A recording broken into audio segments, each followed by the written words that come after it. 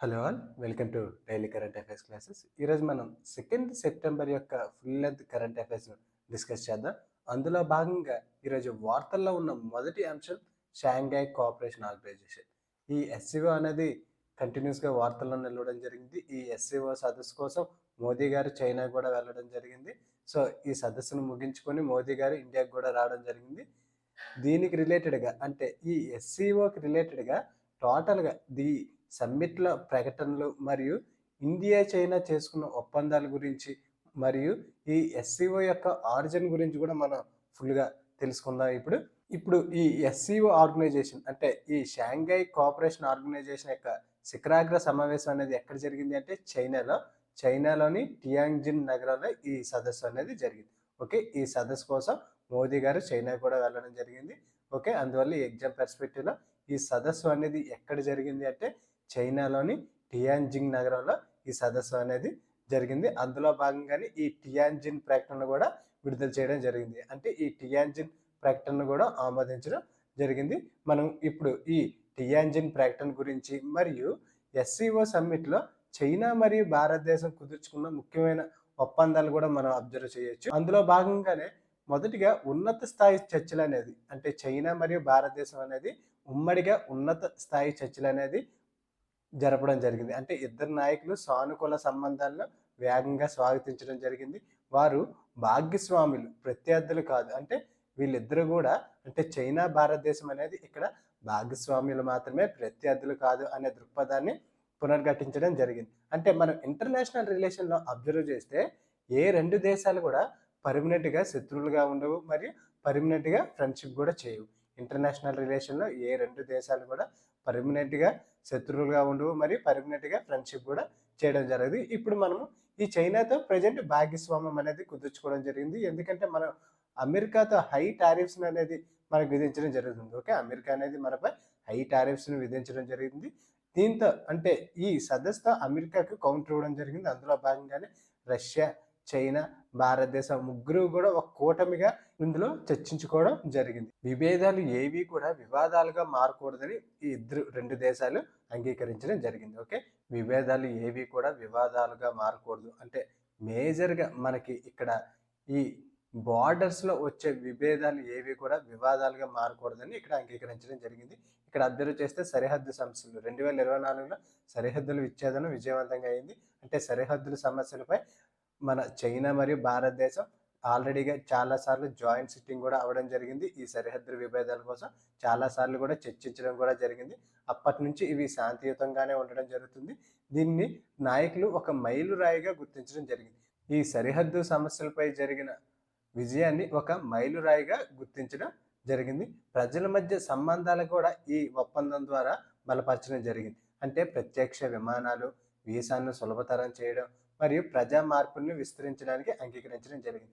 బార్డర్‌లో టెన్షన్స్ తర్వాత చైనా మరియు భారతదేశం మధ్య ఉండే సంబంధాలు అనేవి కాస్త సన్నగిల్లడం జరిగింది. కానీ ఈ సదస్సు ద్వారా వాటి మధ్య ఉన్న సంబంధాలు, విభేదాలు అన్నీ కూడా క్లోజ్ అవ్వడం మరియు ఇప్పుడు ప్రత్యక్ష విమానాలు, వీసాను సులభతరం చేయడం, ప్రజా మార్పిడిని కూడా విస్తరించడం జరిగింది. కైలాస్ మానస సరోవర్ యాత్రను కూడా పునఃప్రారంభించడం జరిగింది. ఓకే. ఈ సదస్సు ద్వారా కైలాస్ మానస సరోవర్ యాత్రను కూడా పునఃప్రారంభించడం జరిగింది. పర్యాటకులకు వీసా విస్తరణ కూడా చేయడం జరిగింది. ఆర్థిక వాణిజ్యంలో కూడా సహకారం అందించడం జరిగింది. చైనా తన యొక్క ప్రకటనలో భారతదేశం యొక్క ఎక్స్‌పోర్ట్స్‌ను తను స్వాగతిస్తున్నట్లుగా కూడా పేర్కొనడం జరిగింది. అంటే మనకి అమెరికా విధిస్తున్న టారిఫ్స్ గాను చైనా మనకు మద్దతుగా భారత్ ఎంత మేర ఎక్స్‌పోర్ట్ చేస్తే వాటన్నిటిని కూడా స్వాగతిస్తున్నట్లుగా చైనా అనేది ప్రకటన కూడా చేయడం జరిగింది.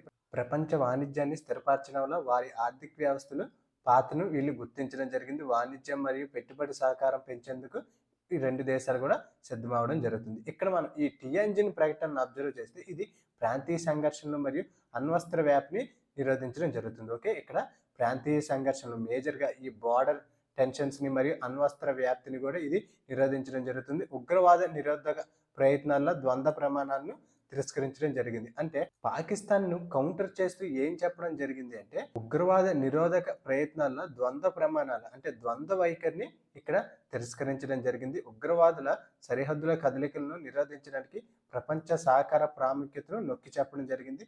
జమ్మూ కాశ్మీర్‌లోని పెహల్గామ్ ఉగ్రదాడిని ఖండించడం జరిగింది. మోడీ తమ స్పీచ్‌లో జమ్మూ కాశ్మీర్‌లో జరిగిన ఈ పెహల్గామ్ దాడిని కూడా ఖండించడం జరిగింది. కానీ ఇక్కడ పాకిస్తాన్ పేరును కూడా మోదీ గారు ఎక్కడా ప్రస్తావించడం జరగలేదు. ఇరాన్‌పై ఇజ్రాయెల్ మరియు అమెరికా సైనిక దాడులను కూడా ఈ సదస్సులో ఖండించడం జరిగింది. ఓకే. ఇరాన్‌పై చేసిన ఈ సైనిక దాడులను ఖండించడం జరిగింది. ఇందులో భాగంగానే ముఖ్యంగా యూఎన్‌లో కొన్ని సంస్కరణలు కూడా అవసరమని పేర్కొనడం జరిగింది. ఈ ప్రకటనలో యూఎన్‌లో కొన్ని సంస్కరణలు అవసరమని పేర్కొనడం జరిగింది. అభివృద్ధి చెందుతున్న దేశాల ప్రాతినిధ్యాన్ని యూఎన్ పాలక సంస్థల్లో పెంచడం. ఇప్పటివరకు కేవలం ఈ పాలక సంస్థలో 5 దేశాలు మాత్రమే ఉన్నాయి. కానీ దీని యొక్క సంఖ్యను పెంచాలని ఈ టియాంజిన్ ప్రకటనలో పేర్కొనడం జరిగింది. యూఎన్‌ను అధునాతనిక వాస్తవాలకు అనుగుణంగా మార్చే అవసరం గుర్తించడం జరిగింది. అంటే మోడర్న్ అవసరాల ప్రకారం దీన్ని ఎక్స్‌పాండ్ చేయవలసిన అవసరం ఉంది అని ఇక్కడ గుర్తించడం జరిగింది. స్థిరమైన అభివృద్ధి మరియు సామాజిక ఎజెండాను గుర్తించడం జరిగింది. ఏఐ అభివృద్ధి అంటే ఆర్టిఫిషియల్ ఇంటెలిజెన్స్ అభివృద్ధి మరియు వినియోగంలో అన్ని దేశాలకు సమాన హక్కులకు మద్దతును కల్పించడం. భారతదేశం ప్రతిపాదించిన one earth, one family, one future అనే దార్శనికతను కూడా గుర్తించడం జరిగింది ఈ ప్రకటనలో.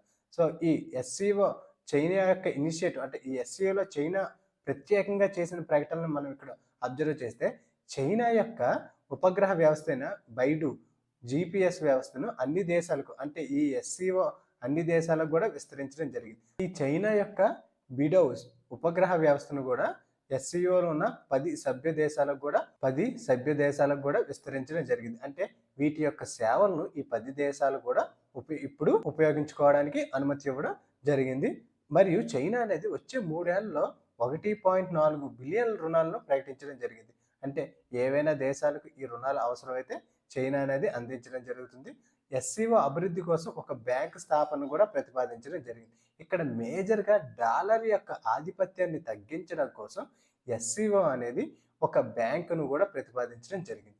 ఓకే. ఒక బ్యాంకింగ్ వ్యవస్థను ప్రతిపాదించడం జరిగింది. ఇది మనకి చాలా ఇంపార్టెంట్. ఎస్సీఓ కూడా ఒక బ్యాంకింగ్ వ్యవస్థను ప్రతిపాదించడం జరిగింది. ఎస్సీఓ ప్లస్ సమ్మిట్లో అబ్జర్వ్ చేస్తే చైనా అధ్యక్షతన జరిగిన ఈ ఎస్సీఓ ప్లస్ సమావేశంలో సభ్య దేశాలు, పరిశీలక దేశాలు, సంభాషణ భాగస్వాములు, గౌరవనీయ అతిథులు మరియు ప్రధాన అంతర్జాతీయ సంస్థలు అధిపతులుగా ఇక్కడ పాల్గొనడం జరిగింది. ఓకే. ఈ ఎస్సీఓ ప్లస్ సమ్మిట్లో ఈ అందరూ కూడా పాల్గొనడం జరిగింది. ఇందులో భారతదేశం యొక్క ముఖ్య ప్రసంగాన్ని మనం అబ్జర్వ్ చేస్తే మోదీ గారు 3 స్తంభాలపై ఈ ఎస్సీఓ అనేది ఆధారపడి ఉందని చెప్పడం జరిగింది. అది ఒకటి భద్రత, కనెక్టివిటీ మరియు అవకాశం. ఈ 3 పిల్లర్స్పై ఈ ఎస్సీఓ అనేది మేజర్గా డిపెండ్ అవ్వడం జరిగింది. ఏంటి అంటే భద్రత, కనెక్టివిటీ మరియు అవకాశం, పరస్పర అవకాశాలను పెంపొందించుకోవడంపై ఈ ఎస్సీఓ అనేది ఆధారపడి ఉందని చెప్పడం జరిగింది. ఇప్పుడు ఈ ఎస్సీఓ యొక్క స్థాపకతను మరియు దాని యొక్క ప్రధాన కార్యాలయం మరియు అది ఎలా ఇవాల్వ్ అయ్యిందని మనం ఇప్పుడు అబ్జర్వ్ చేస్తే దీని యొక్క హెడ్ క్వార్టర్స్ ప్రధాన కార్యాలయం ఎక్కడ ఉంది అంటే బీజింగ్, చైనాలో దీని యొక్క హెడ్ క్వార్టర్స్ ఉంది. దీని యొక్క హెడ్ క్వార్టర్స్ ఎక్కడ ఉంది? బీజింగ్లో ఉంది. ఎస్సీఓను అంటే మొదటిసారిగా ఏ నేమ్తో ప్రారంభించడం జరిగింది అంటే షాంఘై 5 అనే నేమ్తో 1996లో దీన్ని స్థాపించడం జరిగింది. అంటే ఎస్సీఓకు ముందు దీని యొక్క నేమ్ ఏమిటంటే షాంఘై 5. దీన్ని ఎప్పుడు స్థాపించారు? 1996లో. అంటే ఇందులో టోటల్గా 5 దేశాలు ఏమిటి అంటే Kazakhstan, China, Kyrgyzstan, Russia, Tajikistan. ఈ 5 దేశాలతో షాంఘై 5ను ఏర్పాటు చేయడం జరిగింది. దాని తర్వాత 2001లో దీని నేమ్ను చేంజ్ చేస్తూ ఎస్సీఓగా మార్చడం జరిగింది. అంటే 2001లో ఉజ్బెకిస్తాన్ చేరడంతో దీన్ని షాంఘై కోఆపరేషన్ ఆర్గనైజేషన్గా మార్చడం జరిగింది. ఓకే. షాంఘై సహకార సంస్థగా దీన్ని ఎప్పుడు మార్చడం జరిగింది అంటే 2001లో. ఉజ్బెకిస్తాన్ దీంట్లో చేరడం ద్వారా దీని నేమ్ని ఎస్సీఓగా అంటే షాంఘై 5 నుంచి ఎస్సీఓగా మార్చడం జరిగింది. 2015లో రష్యాలోని ఉఫాలో జరిగిన సదస్సులో భారతదేశం మరియు పాకిస్తాన్ను పూర్తి సభ్యులుగా చేర్చుకోవాలని ఈ ఆర్గనైజేషన్ అనేది నిర్ణయించడం జరిగింది. ఓకే. ఎప్పుడు అంటే 2015లో భారతదేశం మరియు పాకిస్తాన్ ఒకేసారిగా ఇందులో చేర్చుకోవాలని నిర్ణయించడం జరిగింది. దీన్ని ఎప్పుడు ఆమోదించడం జరిగింది అంటే 2016లో తాష్కెంట్ ఒప్పందం, ఉజ్బెకిస్తాన్లో జరిగిన ఈ తాష్కెంట్ ఒప్పందంలో భారతదేశం మరియు పాకిస్తాన్ బాధ్యతలపై అంటే ఒక ఒప్పందంపై సంతకం కూడా చేయడం జరిగింది. అంటే ఎప్పుడు ఈ ఒప్పందంపై సంతకం చేయడం జరిగింది అంటే 2016లో దీనిపై సంతకం చేయడం జరిగింది. 2017 ఆస్థానాలో భారతదేశం మరియు పాకిస్తాన్ అధికారికంగా పూర్తి సభ్యులుగా చేరాయి. ఓకే. 2016లో సంతకం చేస్తే 2017లో అధికారికంగా ఇందులో చేరడం జరిగింది. 2021లో ఇరాన్ అనేది ఎస్సీఓలో పూర్తి సభ్యత్వం పొందడం జరిగింది. ఓకే. ఈ ఎస్సీఓను మరికొంత ఎక్స్పాన్షన్ చేస్తూ 2021లో ఇరాన్ అనేది ఇందులో చేరడం జరిగింది. ఇప్పుడు సభ్య దేశాలు అనేవి టోటల్గా 10 ఉన్నాయి. అది చైనా, భారతదేశం, Kazakhstan, Kyrgyzstan, Russia, Pakistan, Tajikistan, Iran, Uzbekistan, Belarus. చివరగా ఇప్పుడు బెలారస్ అనేది ఇందులో చేరడం జరిగింది. దీంతో టోటల్గా ఈ ఎస్సీఓలో 10 సభ్య దేశాలు కలవు. పరిశీలకులుగా అబ్జర్వ్ చేస్తే ఆఫ్ఘనిస్తాన్ మరియు మంగోలా అనేవి ఇందులో పరిశీలక దేశాలుగా కలవు. సంభాషణ భాగస్వాములుగా Armenia, Azerbaijan, Cambodia, Sri Lanka, Turkey, Egypt, Nepal, Qatar, Saudi మరియు తాజాగా లావోస్ అనేది ఈ సంభాషణ భాగస్వాముల్లో చేరడం జరిగింది. దీని యొక్క అధికార భాషను మనం అబ్జర్వ్ చేస్తే రష్యన్ మరియు చైనీస్ అనేవి ఈ ఎస్సీఓ యొక్క అధికార భాషలుగా గుర్తించడం జరిగింది. రష్యన్ మరియు చైనీస్ అనేవి ఇందులో అధికార భాషగా గుర్తించడం జరిగింది. దీని యొక్క శాస్త్ర సంస్థలు మనం అబ్జర్వ్ చేస్తే సెక్రటేరియట్ అనేది హెడ్ క్వార్టర్స్ ఎక్కడ ఉంది, బీజింగ్ చైనాలో కలదు. కానీ దీని యొక్క ఇంకొక సంస్థ ప్రాంతీయ ఉగ్రవాద వ్యతిరేక నిర్మాణం రీజనల్ యాంటీ టెర్రర్ స్ట్రక్చర్ అనేది ఎక్కడ ఉందంటే తాష్కెంట్, ఉజ్బెకిస్తాన్లో గల తాష్కెంట్లో ఈ ర్యాట్స్ అనేది కలదు. ఓకే, ఈ సంస్థ యొక్క హెడ్ క్వార్టర్స్ ఎక్కడ ఉందంటే తాష్కెంట్, ఉజ్బెకిస్తాన్లో దీని యొక్క హెడ్ క్వార్టర్స్ అనేది కలదు. నెక్స్ట్ సైన్స్ అండ్ టెక్నాలజీ రిలేటెడ్గా ఉన్న ఇంకొక ఇంపార్టెంట్ ఇష్యూ ప్రత్యూష్. ఈ ప్రత్యూష్ను ఎవరు అభివృద్ధి చేయడం జరిగింది అంటే Raman research institute, RRI, Raman research institute, Bengaluru చెందిన ఈ రామన్ రీసెర్చ్ ఇన్స్టిట్యూట్ అనేది ఈ ప్రత్యూష్ టెలిస్కోప్ను అభివృద్ధి చేయడం జరిగింది. ఈ ఆర్ఆర్ఐ అనేది డిఎస్టి సైన్స్ అండ్ టెక్నాలజీ విభాగం ద్వారా నిధులు అందుకునే ఒక స్వయం ప్రతిపత్తి పరిశోధన సంస్థ. ఇది ఎవరి నుంచి నిధులు అందుకుంటుందంటే department of science and technology ద్వారా ఇది నిధులను అందుకోవడం జరుగుతుంది. ఈ ప్రత్యూష్ టెలిస్కోప్ను ఎవరు అభివృద్ధి చేస్తున్నారు అంటే రామన్ రీసెర్చ్ ఇన్స్టిట్యూట్. ఎగ్జామ్ పర్స్పెక్టివ్లో ఈ Raman research institute important. Okay, ఇది ఎక్కడ ఉందంటే బెంగళూరులో కలదు. ఇది తాజాగా ప్రత్యూష్ టెలిస్కోప్ను అభివృద్ధి చేయడం జరిగింది. ఈ ప్రత్యూష్ యొక్క ఫుల్ ఫామ్ ఇప్పుడు మనం అబ్జర్వ్ చేస్తే probing reionization of the universe using signal from hydrogen. ఇది చంద్రు కక్షలో ప్రవేశపెట్టేటప్పుడు ఒక భవిష్యత్ రేడియోమీటర్గా ఇది వ్యవహరించడం జరుగుతుంది. అంటే దీని యొక్క మెయిన్ టార్గెట్ ఏంటంటే దీన్ని చంద్రుని కక్షలో ప్రవేశపెట్టడం భారత్ యొక్క ముఖ్య లక్ష్యం. దీని ప్రధాన ఉద్దేశం ఏమిటంటే విశ్వం యొక్క బిగ్ బ్యాంగ్ తర్వాత విశ్వం యొక్క ఆవిర్భావం మరియు ఎలా అభివృద్ధి చెందిందో తెలుసుకోవడం ఈ ప్రత్యూష్ టెలిస్కోప్ యొక్క ముఖ్య ఉద్దేశం. ఇది హైడ్రోజన్ అణువుల నుండి వెలువడే మందమైన రేడియో సిగ్నల్ను ఇది గుర్తించడం జరుగుతుంది. గుర్తించడం జరుగుతుంది. ఈ సిగ్నల్లో కాస్మిక్ డాన్ సమయంలో జరిగిన పరిణామాల ముద్రలు కూడా ఉంటాయి. ఓకే, ఈ సిగ్నల్లో మేజర్గా కాస్మిక్ డాన్ సమయంలో జరిగిన పరిణామాలు కూడా ఇందులో ఉండడం జరుగుతుంది. ఇది విశ్వం యొక్క రీఅయనైజేషన్ దశలో తొలి స్పష్టమైన సమాచారాన్ని అందించడం జరుగుతుంది. ఈ టెలిస్కోప్ అనేది రీఅయనైజేషన్ దశలో తొలి స్పష్టమైన సమాచారాన్ని అందించడం జరుగుతుంది. దీని యొక్క ప్రాముఖ్యతను మనం అబ్జర్వ్ చేస్తే భారతదేశానికి కాస్మిక్ డాన్ పరిశోధనలో ముందంజలు తీసుకెళ్లడం జరుగుతుంది. విశ్వ చరిత్రను అర్థం చేసుకోవడంలో ప్రపంచ స్థాయిని పరిశోధనలు కూడా ఇది ముందుకు తీసుకెళ్లడం జరుగుతుంది. చంద్రుడి కక్షలో ఉండడం వల్ల భూమి నుండే వచ్చే రేడియేషన్ అంటే రేడియో కలుషితాన్ని కూడా ఇది నివారించడం జరుగుతుంది. చంద్రుని కూడా ఇది ప్రొటెక్ట్ చేయడం జరుగుతుంది. ఓకే, నెక్స్ట్ వార్తల్లో ఉన్న ఇంపార్టెంట్ సమావేశం అబ్జర్వ్ చేస్తే తాజాగా సముద్ర జీవ వైవిధ్య ఒప్పంద సన్నాహ కమిషన్ 2వ సమావేశం అనేది ముగియడం జరిగింది. ఓకే, సముద్ర జీవ వైవిధ్య ఒప్పంద సన్నాహ కమిషన్ యొక్క 2వ సమావేశం అనేది తాజాగా ముగియడం జరిగింది. ఈ BBNJ marine biological diversity of area beyond national jurisdiction. BBNJ అనేది UN class United nations convention on the law of the sea లో భాగంగా దీన్ని తీసుకురావడం జరిగింది. ఓకే, ఇది యునైటెడ్ నేషన్లో భాగంగా ఈ BBNJను అమలు చేయడం జరుగుతుంది. ఇది సముద్ర జీవ వైవిధ్య పరిరక్షణ మరియు స్థిరమైన వినియోగం కోసం రూపొందించిన ఒక ఒప్పందం. ఓకే, ఇది సముద్ర జీవ వైవిధ్య పరిరక్షణ మరియు స్థిరంగా వాటిని వినియోగించుకోవడం కోసం రూపొందించిన ఒక ఒప్పందం. ఓకే, దీన్ని ఎప్పుడు ఆమోదించారు అంటే దీని యొక్క జెనిసిస్ మనం అబ్జర్వ్ చేస్తే 2023లో ఐక్యరాజ్య సమితి ఆధ్వర్యంలో జరిగిన అంతర ప్రభుత్వ సమావేశంలో దీన్ని ఆమోదించడం జరిగింది. ఈ BBNJను ఎప్పుడు ఆమోదించారంటే 2023లో దీన్ని ఆమోదించడం జరిగింది. తాజాగా ఈ BBNJ అనేది 2వ సమావేశాన్ని ముగించడం జరిగింది. దీన్ని ఎప్పుడు ఆమోదించారంటే 2023లో దీన్ని ఐక్యరాజ్య సమితి ఆమోదించడం జరిగింది. అంటే ఈ BBNJ కంటే ముందుగా UN అనేది 2 ఒప్పందాలు తీసుకురావడం జరిగింది. అది 1994లో పార్ట్ 11 ఒప్పందం మరియు 1995లో UN ఫిష్ స్టాక్స్ ఒప్పందం. అంటే ఈ BBNJ కంటే ముందుగా UN అనేది 2 ఒప్పందాలు తీసుకొచ్చింది కానీ ఇప్పుడు తరుడుగా ఈ బీబీఎన్జే ఒప్పందాన్ని తీసుకురావడం జరిగింది. ఇక్కడ దీన్ని ఎవరు అమలు చేస్తున్నారంటే United nation convention on the law of the sea, UN class అనేది దీన్ని అమలు చేయడం జరుగుతుంది. ఓకే, దీని యొక్క ముఖ్య ఉద్దేశం మనం అబ్జర్వ్ చేస్తే ఈ బీబీఎన్జే అనేది హై సీస్ అని కూడా పిలవడం జరుగుతుంది. ఈ బీబీఎన్జేని హై సీస్గా కూడా పిలవడం జరుగుతుంది. ఇది అందరికీ తెరిచి ఉన్న మహాసముద్రాలను ఉపయోగించుకోవడం అంటే నావిగేషన్, ఓవర్ ఫ్లైట్, జలాంతర్గామి కేబుల్స్ అంటే అండర్ కేబుల్స్, పైప్ లైన్స్ మొదలైన ప్రయోజనాల కోసం ఈ మహాసముద్రాన్ని ఏ విధంగా ఉపయోగించుకోవాలి, ఎంత జ్యూరిస్డిక్షన్లో ఉపయోగించుకోవాలి అనేది ఇది చూడడం జరుగుతుంది, అంటే అబ్జర్వ్ చేయడం జరుగుతుంది. దీని యొక్క లక్ష్యం ఏమిటి అంటే జాతీయ అధికారిక పరిధికి ఆవల్లో ఉన్న ప్రాంతాల్లో సముద్ర జీవ వైవిధ్యాన్ని పరీక్షించడం. భారతదేశానికి కొంత దూరం వరకు ఈ ఎక్స్క్లూజివ్ ఎకనామిక్ జోన్ను ఇవ్వడం జరుగుతుంది.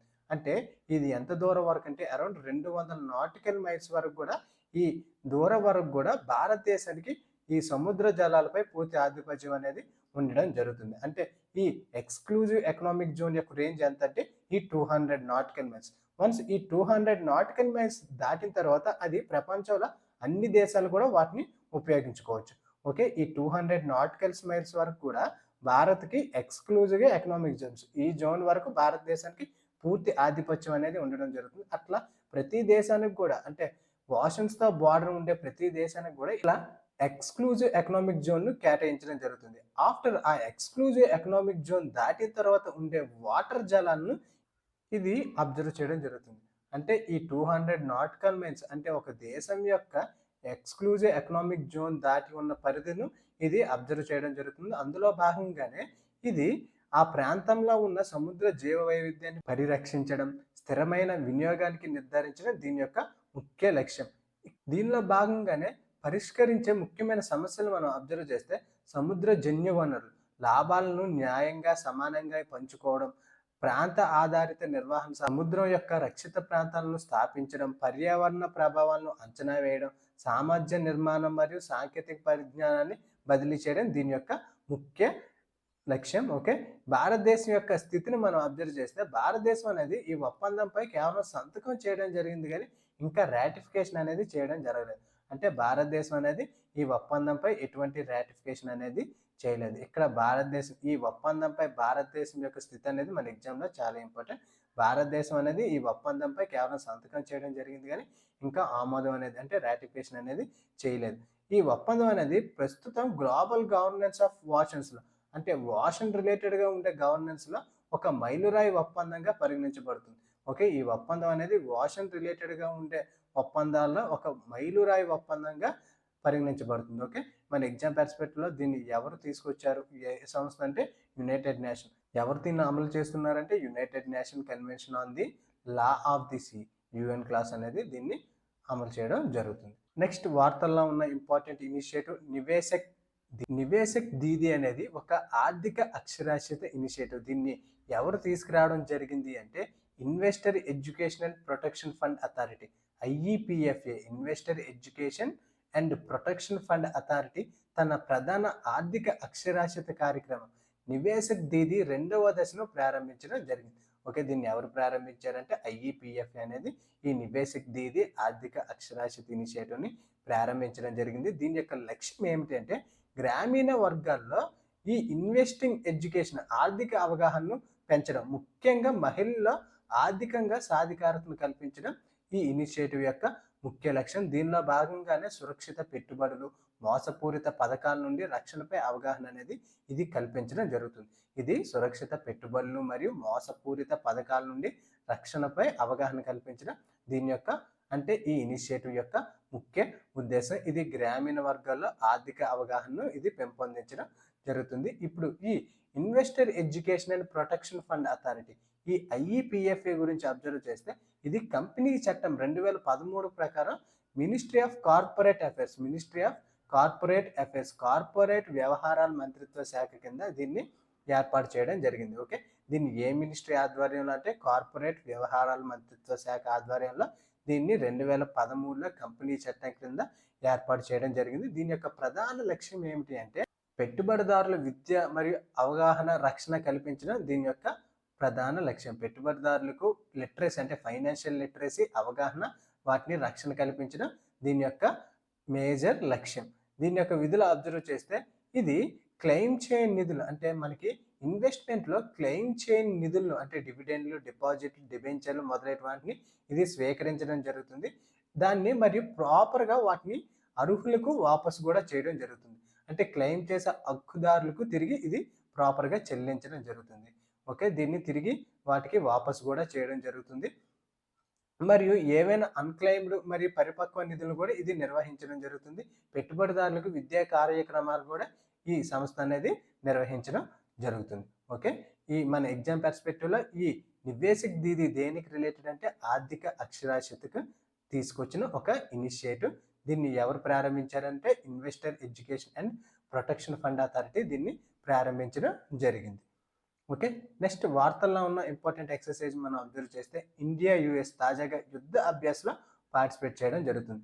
అంటే యుఎస్లో జరుగుతున్న ఈ యుద్ధ అభ్యాస ఎక్సర్సైజ్లో ఇండియన్ ఆర్మీ అనేది పాల్గొనడం జరిగింది. ఓకే, ఇది ఒక ఇండియా మరియు యుఎస్ మధ్య జరిగే ఉమ్మడి సైనిక విన్యాసం. ఇందులో త్రివిధ దళాల్లో ఆర్మీ అనేది పార్టిసిపేట్ చేయడం జరుగుతుంది. ఈ ఎడిషన్ ఎక్కడ జరుగుతుంది అంటే అమెరికాలో జరుగుతుంది, యుఎస్ఏలో ఇది జరుగుతుంది. దీన్ని తొలిసారిగా ఎప్పుడు ప్రారంభించారంటే 2004లో దీన్ని ప్రారంభించడం జరిగింది. ఇది ఎన్నో ఎడిషన్ అంటే 21వ ఎడిషన్ ఇది. ఓకే, ఇది ఎక్కడ జరుగుతుంది అంటే అమెరికాలో జరుగుతుంది. ఎప్పుడు ప్రారంభించారు? 2004లో. ఈ ఎడిషన్ ఎన్నోది అంటే 21వది. త్రివిధ దళాల్లో ఎవరు పార్టిసిపేట్ చేస్తున్నారు? ఆర్మీ పార్టిసిపేట్ చేస్తుంది. ఏ ఏ దేశాల మధ్య జరిగే ఇది ఎక్సర్సైజ్ అంటే ఇండియా మరియు యుఎస్ మధ్య జరిగే ఒక ఎక్సర్సైజ్. ఓకే, మన ఎగ్జామ్ పర్స్పెక్టివ్లో ఈ పాయింట్స్ అన్నీ కూడా మనకి చాలా ఇంపార్టెంట్. ఓకే, దీనికి రిలేటెడ్గానే మనకి బిట్స్ అడిగే ఛాన్స్ ఉంటుంది. నెక్స్ట్ దీని యొక్క ప్రధాన లక్ష్యాలు మనం అబ్జర్వ్ చేస్తే యుఎన్ పీస్ కీపింగ్ ఆపరేషన్పై శిక్షణ ఇవ్వడం. అంటే భారతదేశం అనేది చాలా అధిక మొత్తంలో తన సైన్యాన్ని అనేది యుఎన్ పీస్ కీపింగ్ కోసం అందించడం జరుగుతుంది. అంటే మేజర్గా ఆఫ్రికాకు పంపించడం జరుగుతుంది. యుఎన్ పీస్ కీపింగ్ కోసం ఆఫ్రికాకు భారత సైన్యాన్ని పంపించడం జరుగుతుంది. సో ఆ సైన్యాలపై శిక్షణ ఇవ్వడం, అంటే ఈ పంపించిన సైన్యానికి శిక్షణ ఇవ్వడం ఈ ఈ ఎక్సర్సైజ్ యొక్క ముఖ్య ఉద్దేశం. ఇది ఒక బహుళ డొమైన్ సవాళ్ళు, అంటే భూభాగం, గగన, సైబర్, అంతరిక్షం మొదలైన వాటికి కూడా ఇది సంసిద్ధత చేయడం జరుగుతుంది. భారత అమెరికా సైనిక దళాల మధ్య పరస్పర అవగాహన మరియు ఇంటరాపరబిలిటీ, జాయింట్ ఆపరేషన్పై సామర్థ్యం కూడా ఇది పెంపొందించడం జరుగుతుంది. ఓకే, ఇప్పుడున్న పొజిషన్లో ఇండియా మరియు యుఎస్ మధ్య ఉన్న ఈ టారిఫ్ సిచ్యువేషన్లో ఈ ఎక్సర్సైజ్ అనేది జరగడం జరుగుతుంది. అందువల్ల మన ఎగ్జామ్ పర్స్పెక్టివ్లో ఈ ఎక్సర్సైజ్ అనేది చాలా ఇంపార్టెంట్. ఓకే, ఇది ఎక్కడ జరుగుతుందంటే ఇప్పుడు యుఎస్లో జరుగుతుంది. నెక్స్ట్ దీనికి రిలేటెడ్గానే భారతదేశం మరియు యుఎస్ఏ మధ్య జరిగే ఇతర విన్యాసాలు ఇప్పుడు అబ్జర్వ్ చేస్తే, అంటే ఆర్మీ పార్టిసిపేట్ చేసే ఇంకొక విన్యాసం వజ్ర ప్రహార్, నేవీ అయితే మలబార్ బహుపాక్షిక ఎక్సర్సైజ్ మలబార్ అనేది, వైమానిక దళం అయితే కోప్ ఇండియా రెడ్ ఫ్లాగ్. ఈ మూడు కూడా భారతదేశం మరియు యుఎస్ మధ్య జరిగే ఇతర ఎక్సర్సైజ్. అంటే సైన్యం అనేది వజ్ర ప్రహార్లో, నేవీ అనేది మలబార్, వైమానిక ఎయిర్ ఫోర్స్ అనేది కోప్ ఇండియా రెడ్ ఫ్లాగ్లో పార్టిసిపేట్ చేయడం జరుగుతుంది. మన ఎగ్జామ్ పర్స్పెక్టివ్లో ఇవి కూడా ఇంపార్టెంట్. ఓకే, నెక్స్ట్ వార్తల్లో ఉన్న important index air quality life index. తాజాగా ఈ ఎయిర్ క్వాలిటీ లైఫ్ ఇండెక్స్ 2025ను విడుదల చేయడం జరిగింది. దీన్ని ఎవరు అభివృద్ధి చేశారంటే మైకేల్ గ్రీన్స్టోన్ మరియు ఎనర్జీ పాలసీ ఇన్స్టిట్యూట్, చికాగో విశ్వవిద్యాలయం చెందిన ఈ ఎనర్జీ పాలసీ ఇన్స్టిట్యూట్ మైకేల్ గ్రీన్స్టోన్ అనేది ఈ ఎయిర్ క్వాలిటీ లైఫ్ ఇండెక్స్ను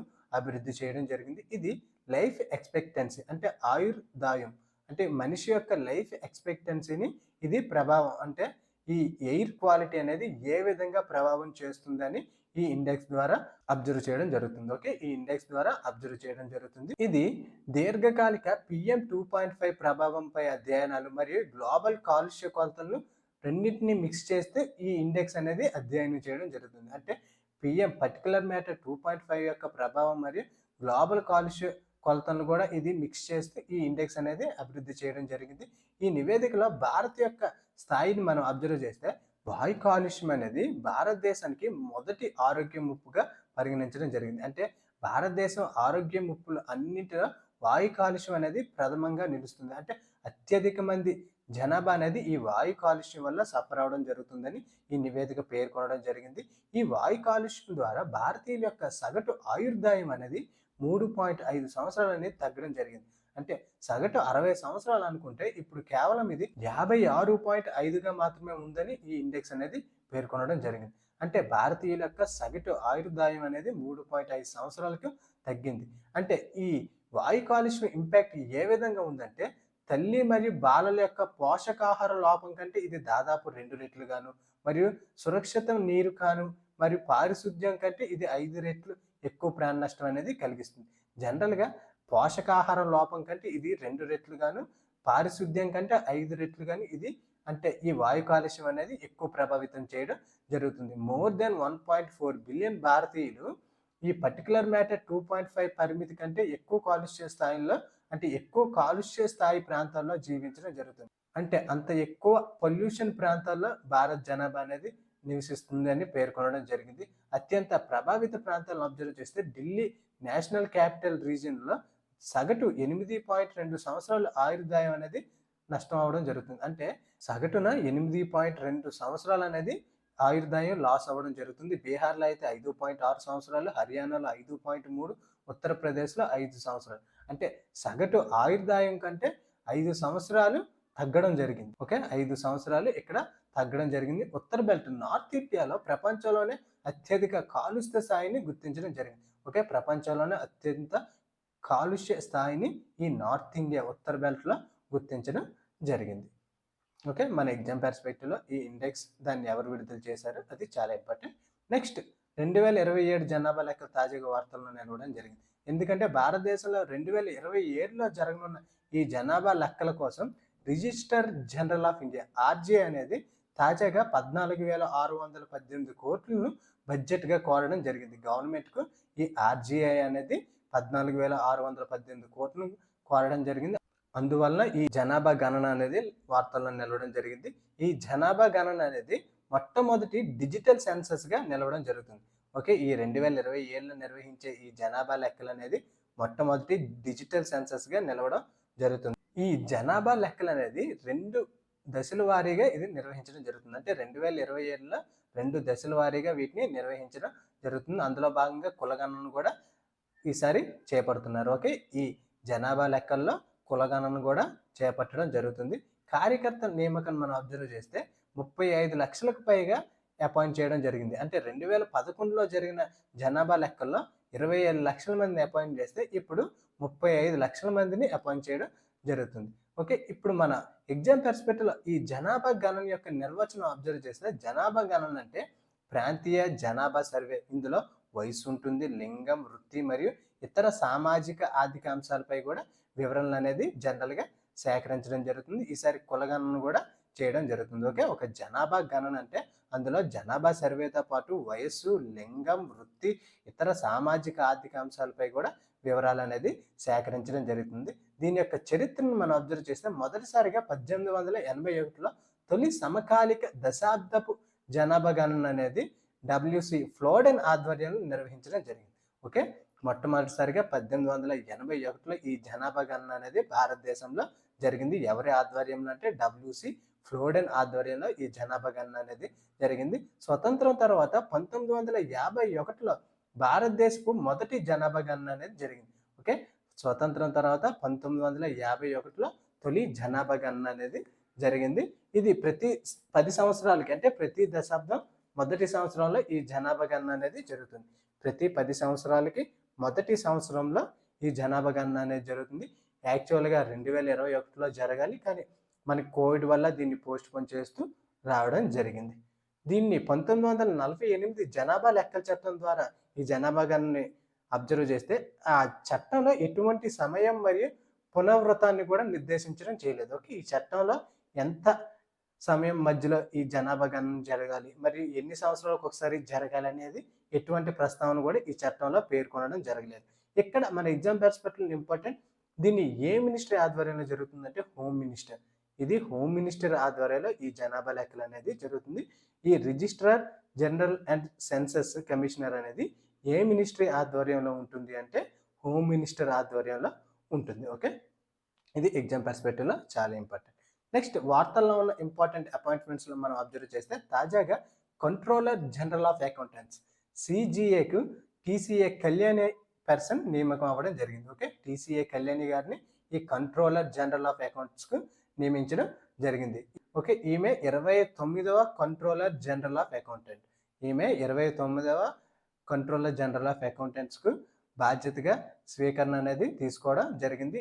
ఈమె యొక్క అనుభవం మనం అబ్జర్వ్ చేస్తే 34 సంవత్సరాల పైగా పబ్లిక్ ఫినాన్స్, అకౌంటింగ్స్, పాలన మరియు పరిపాలనలో ఈమెకు అనుభవం కలదు. ఓకే.